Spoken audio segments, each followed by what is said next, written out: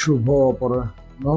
দেশ ও দেশের বাইরে থাকা প্রতিটি বাঙালি ও বাংলাদেশিদের জন্য আসসালামু আলাইকুম। প্রধানমন্ত্রী শেখ হাসিনার কিছুদিন আগে একটি বক্তব্য শোনা গেছে। উনি বলেছেন এদেশে আসবেন।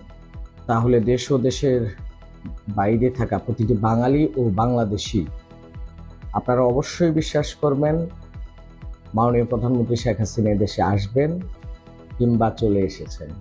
আমি পাগলের প্রলাপ বকতে পারি, এটা স্বাভাবিক, কিন্তু মুজিব কন্যা শেখ হাসিনা পাগলের প্রলাপ বকার মতো মহিলা না। এটা বাঙালি এবং বাংলাদেশি সকলেই জানে।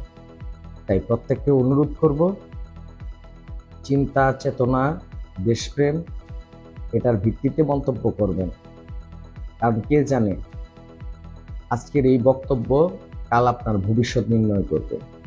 তাই আসুন প্রতিহিংসা দূর করে দেশ ও সমাজ গঠনে একে অপরের পাশে থাকি।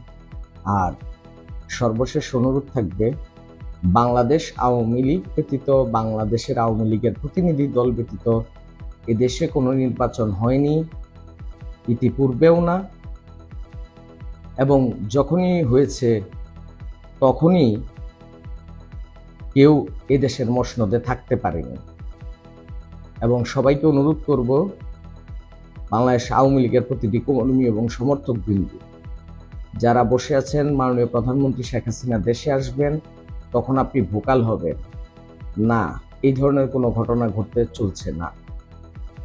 যে বা যারা মুক্তিযুদ্ধের সপক্ষের শক্তি, দেশের পক্ষের শক্তি, ধর্মনিরপেক্ষতার সাথে আছেন, তারা আজই কথা বলবেন।